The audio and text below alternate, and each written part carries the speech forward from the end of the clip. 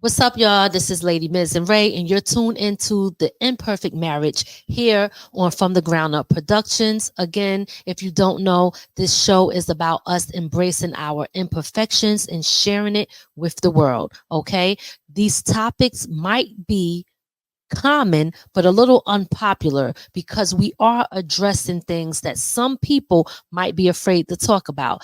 Today's topic, we're going to be talking about parenting and marriage and how we navigate between the two. Girl, it's easy to love me now.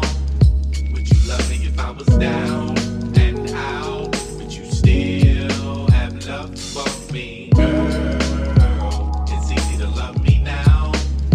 Would you love me if I was down and out? Would you still have love for me? So, let's get started. Okay. First question we have is, how did our relationship change once we became parents? Well, we were parents before our relationship, so Very true. but once we had our son, I think we became more focused on the kids to a point sometimes where we kind of neglected each other. Where we spent a lot of time making sure the kids was good, kids were good, that we kind of lost our connection for a little while. Yeah. And that happens, And, you hear a lot of people say that, and then we had a kid our son was spoiled. He wanted to lay in the bed with us every night. Well, listen, is that his fault or ours or mine? It was your fault. There we go. Blaming. Yo, I was trying to kick his ass out. Like most men do, right? But mommy want to hold them close and tight. Because all he did was lay on me anyway. You get the good night. Yeah. But he knew I had him in bed, though. Well, I mean, when I say I think till recently, and I would say the real recent is when we decided to say, hey, it's time for us, and let our kids understand that we're going to start, we ain't forgetting about them, but we got to start spending time with each other. Okay.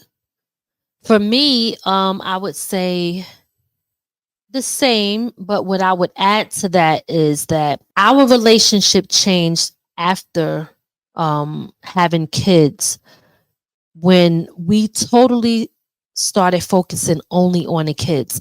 I will take personal responsibility for that because I have separation anxiety, right? No, I'm not going to say or. I have that, and I'm working on not having that, but it's very difficult to do that because over years, it took many years for me to get that way. And it's not going to take a day or two for it to go away. Although our youngest son is 16, so that's 16 years.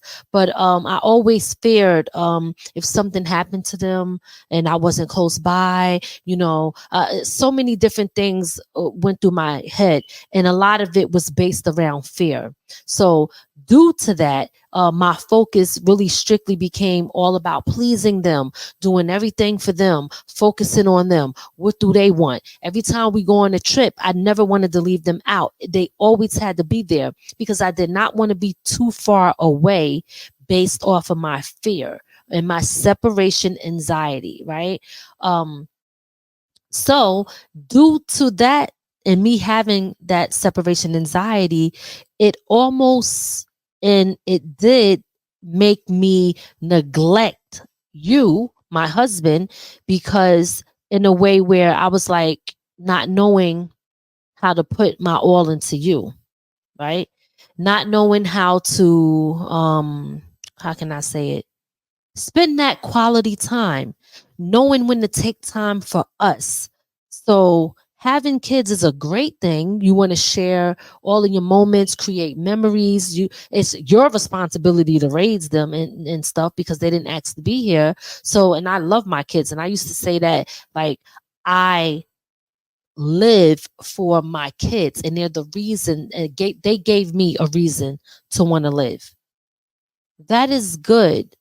But one of the things that I noticed is that when your kids get older, they gonna go out and have a life of their own and start their own family.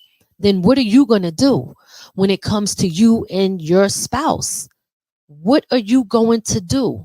You have to know how to be with them, how to love them. Do you know how to have fun together, or are you only distracted by everything else in your household, which is your kids, that you don't even know who your partner is? I think that was happening with us too. Mm-hmm. And that is also how we started to kind of like grow apart. Instead of grow closer, we started growing more apart because everything was about just the family, which it should be to a certain degree. But nah, you got to have that time where it's just you and your husband, or you and your wife. And then the kids go to sleep at night. you know, yeah, I don't mean it don't always have to be sexual. I mean, Right. No, I wasn't even thinking that. See, right. But that is true, though. That's true. Um, what is the hardest part about balancing parenting duties and relationship time? So I would say for me, um, knowing how to plan out my schedule where I make sure that I'm still doing what I need to do for my kids, and they know that I'm still their mom and I got their back and I'm there for them, but I'm not neglecting my husband at the same time, you know? So I think the hardest part when it comes to doing that is time management. We all get the same 24 hours in a day.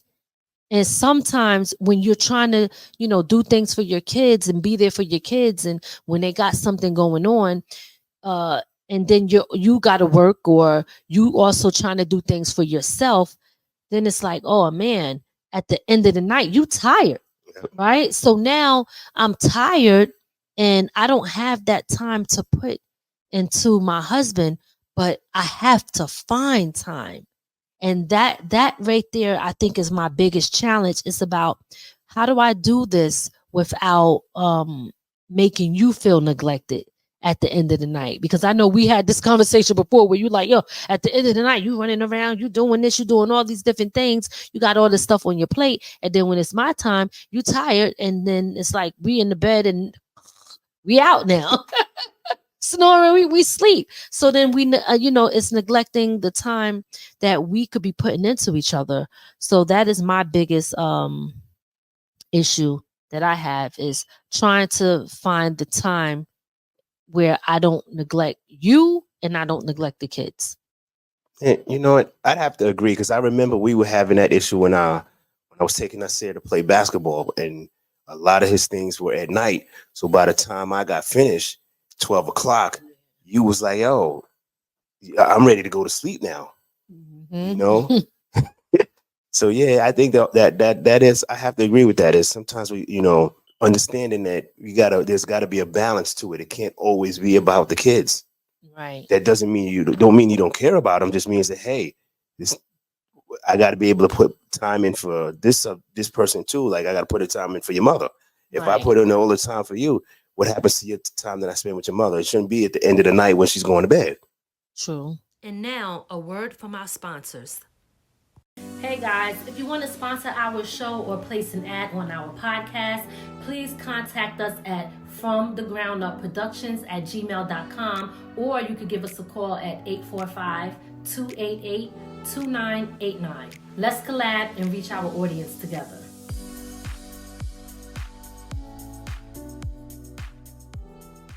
Check out the latest single from Mama There Goes That Band, featuring Dezan, Rep, and Lady Miz, which is now streaming on all major platforms.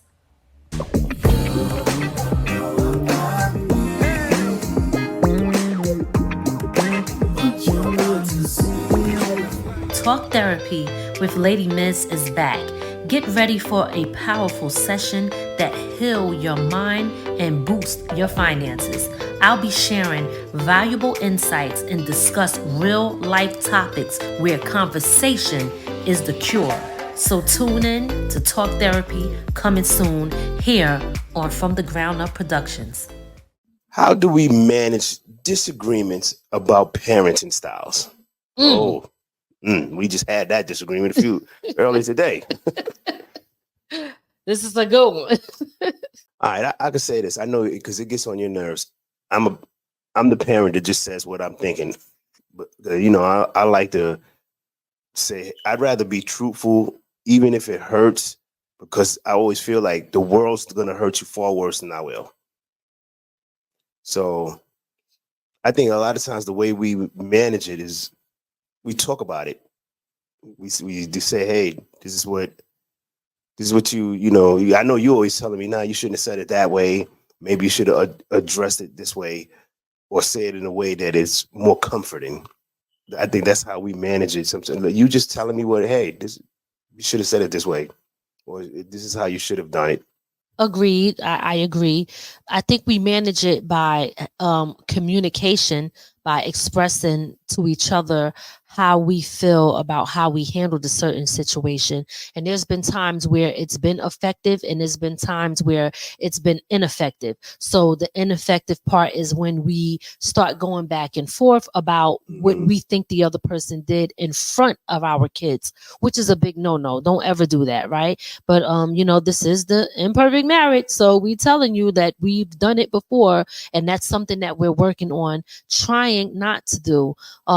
Because sometimes you just want to get out what you want to say right then and there, and you just used to just if you're the type of person that speak your mind, you're used to just letting it out. But you have to remember that those type of conversations shouldn't happen in front of the kid, because first of all, you don't know how they're going to perceive it, and what you might put in their head that they wasn't even thinking. Now they could be thinking something negative about the parent that said something when they weren't even thinking that to begin with. Maybe you were just thinking it. So we definitely have different parenting styles, because like you said, you believe in saying things a certain way, and I don't. Unless you're Yeah, mad. yes, I was about to say that. Unless I'm mad, which is not good. And there's been times when I lashed out, said things that I regret saying, said things that I said out of anger to my kids because I was pissed off and upset with them. And then, and it's funny because when they say things out of anger because they're mad, I'm mad at them and holding it in against them, but I've done the same thing. So I think too, not to get off topic, but we as parents, we have to take accountability for how our kids are, because we might have shaped them, and not might, we do, we shape them into who they are and how they act and how they respond to things. And we're the ones that's setting an example for them. They're watching us, and they're going to do what we do. Like I said before, they're going to do what we do. They're not going to do what we say. So when you look at your kids, they're a reflection of who you are most of the time, not all of the time. But Yeah. yeah, so when it comes to the different parenting styles, I would say for me, I feel that I believe that um kids should definitely respect adults, and they should know their place as a child. But I also believe that you should create a safe place for your kids to feel comfortable, to be able to communicate how they feel about a certain situation that they might not be happy with, that you could have said or done, or a situation that don't have anything to do with you. They should feel comfortable to be able to talk to you about something, regardless about how you feel. Because if you don't allow them to express themselves, then it pushes them into a place where they grow up not knowing how to communicate effectively. Yeah, and I'm the parent that's the child should be seen and not heard. And Hey, it is what it is. And I don't mean and I, explain why, right? But like, tell us why, because there might be somebody that don't get it. Like, the, why do you think like that? I say because I'm gonna be honest. I grew up with the understanding that a child should be seen, not heard, and the reason is because you want your child to understand a child's place.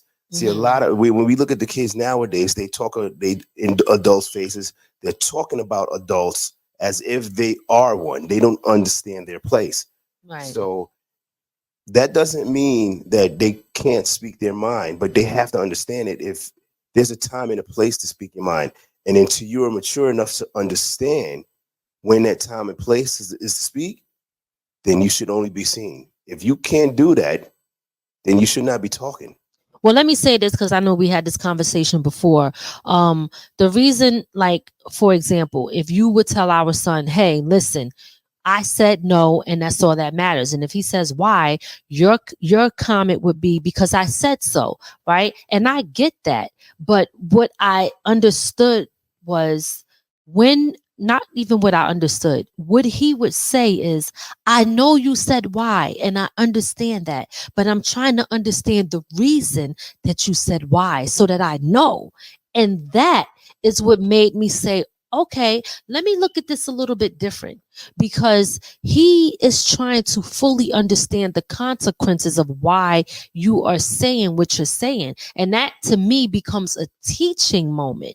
I believe that you got to teach them so that they understand why. If they're just doing something and they don't get the reason why, then it's like, okay, then what are you actually teaching them? That it's only about what you said? It should be about what you said, but there's a reason that you're saying that. And that's the part. These kids have access to Google and social media, and they'll run to that before they listen to us. They will question us before, you know what I mean? I'm sorry. They will question us and then go to social media and believe that first. Why? Because no one is making them feel online when they're searching up something that they should be seen and not heard. Well, I don't know. I still feel like, if I thought when you as a disciplinarian, Mm-hmm. as a disciplinarian, it's your authority the kids have to respect. Okay. And once you say, I mean, I've always been cool because I said so. Is because you have to understand. I'm right now at this point. You're not in a position to question me because I'm now disciplining you, and I'm getting you to understand that will be a consequence if you don't listen. You know why? Will come when you're mature enough to understand what I'm saying to you. Did you understand? Because the reason I say this is now because kids now question everything, right? No matter how small it is, they don't listen, even when you are telling them and you are explaining them, because now they don't understand authority. And when you give them that too much space to to be open, now they believe they're in a position of being authoritative. So let me say this to you. So now that we both got that out, what is the best way that you think that we or other people could manage their different parenting styles? Just like in like one direct answer.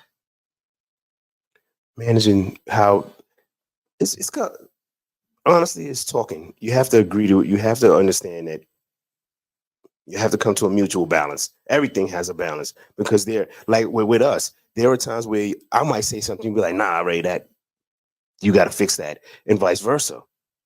You know, because if we have to figure out, it has to be a common conversation and understanding with each other. Okay. I think that again, you have to have the conversation privately. Do not have the disagreement in front of the kid.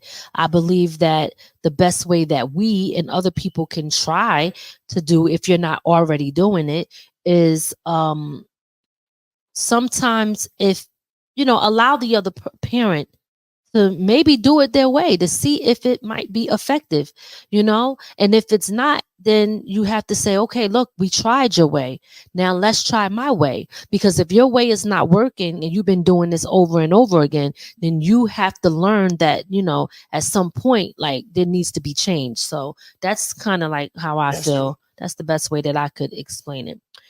The next question is, how do we make time for each other while raising kids? I'm saying in the beginning, we really didn't.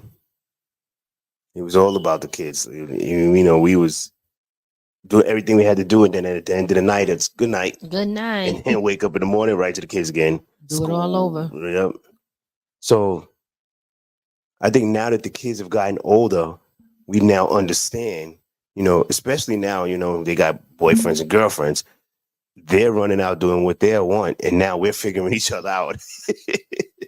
Yup. So you got to understand that. It's.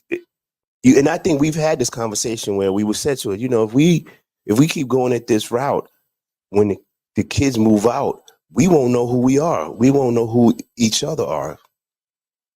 You know, so it was a moment where we had to say we have to stop and start thinking about us going on dates and spending time of talking and doing stuff together. Yep, that's true. And I mean, you kind of said what I was going to say actually, because it is very true. You if the kids leave the household, then a lot of a lot of married people get divorced because it's almost like how COVID was. Like it was so easy to go to work, to be busy, to go and come and not be around the person. You didn't know the person that you was with, so when the kids got older and they now have their boyfriend and girlfriend, and we're sitting there still trying to plan our days around them, and they were like, nah, they got other plans. They had priorities, putting their boyfriend and girlfriend before us, and we're like, wait a minute, hold up, this is kind of odd because we're the married couple and we should be doing what they're doing. Yep. And that was an eye opener. And it was like, wait a minute, it definitely was an eye opener. So making time, how do we make time for each other while raising the kids? First of all, we go on trips now. We go on dates. We do things in the house together. We do podcasts together, sometimes go to the gym together, sometimes go for walks. If you follow us and you know us, little activities where we painted each other, just doing things that are fun. We had a movie night where we did a sip and paint one time in here. And guess what? I could tell you something right now. If you're struggling in your marriage, in your relationship, and you don't know what to do, shout out to TikTok. TikTok, all you got to do is things to do with my partner for fun. And boom, it's going to be so many different things to come up. But if you can't be creative and think of something, social media is there. You could go right on TikTok and find everything to do. So again, managing, making time for each other when raising the kids is making sure that we stay active. And I told y'all everything that we do. So that's it. Yep. It's not only that, what you said about TikTok, because you could actually go in there and type it in, and if you don't have money, you could type in free, and it'll even tell you stuff that you could do with your partner without spending money. Mm-hmm. Next question is, what is our approach to being a united front with discipline? I would say, and I'm going to make this quick and easy, one of the things that we had to learn over time was, even if we disagreed with what the other person was doing, do not do it in front of the kids. Go in the room and say, look, you shouldn't have did that. And don't be talking loud. Like, I know, like, our walls is thin. So sometimes it's like, all right, we're going to go in the room, we're going to close the door, but then we talking loud. It's a front. That's really a united front. You know what I'm saying? Because now they know, they don't even agree. So you got to make sure that when you're talking about what you disagree with, that only y'all two can hear you. It shouldn't be a loud discussion. It shouldn't be an argument. It shouldn't be none of that. So what I think we are learning to still do, because I think we've gotten better in that department, but we're not fully all the way there yet. But just learning to keep our mouth shut when the other person is disciplining our kids, but addressing it later on. Right. So that's it. Yeah, I would say, and I agree with you. I think everything you said is on point. It's probably what I'd have said too. Because we got to understand something. Your kids is looking at you and they learning. So they figure out how to deal with each parent when it comes to something they need. They learn to manipulate the situation. And if they see that you're not on the same page, forget about it. Yep. Okay.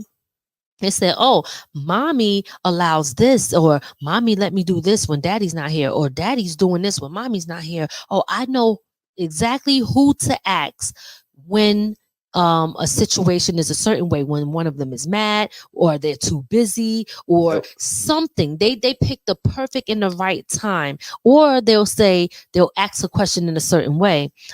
Hey, dad said or mom said that they're okay with it. They want to make sure if you're okay with Mhm. it, right? And you're like, wait a minute, that's not how that conversation went down. So the since we're talking about that, you want to make sure that before you answer any questions when it comes to your kids, stay united in communication.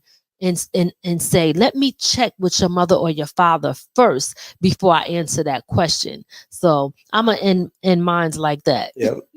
And I think that's what we've actually got better at, making sure that, hey, this was said. All right, let me go and make sure that way the kid understands it. Yep, you're not gonna be manipulating no more. Yes, yes. So before we get out of here, we're going to share one last tip on how we stay connected to each other while we are parenting. Do you want to go first? Oh yeah, I'll go first. I say a lot of our connection now is making sure that we take time, no matter how bad our day is, how long our day is, or what we doing during the day. We make sure to connect with each other before we go to sleep. Yes. And I would say that along with that, we are more affectionate, I think, with each Mm. other. And we plan things more with us. And I think that that's important. So that's it. Yep. All right. So listen, I hope you guys enjoyed this episode. If you're watching us for the first time, hit that like button. Leave a comment in the comment section if you want to share your tips on how you go about your parenting style along with your marriage style. How do you connect the two? Give us some of your tips on how you guys do it. And we thank y'all for tuning in, and we'll see you on the next show. If you watch this and you like it, please like and subscribe to our show and share it. There you go. See you next time.